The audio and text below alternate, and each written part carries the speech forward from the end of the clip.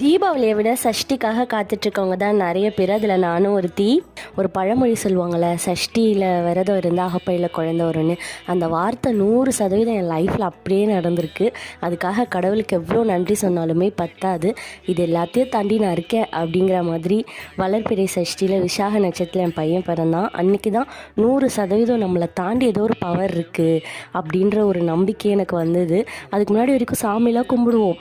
ஒரு 99% நம்பிக்கை இருந்தாலும் ஒரு % பயத்தோடவே இருப்பேன். ஒரு 2 மிஸ்கேரேஜ்க்கு அப்புறம் ஒரு 7 இயர்ஸ் கழித்து எனக்கு குழந்தை பிறந்தது சஷ்டி விரதம் இருந்து.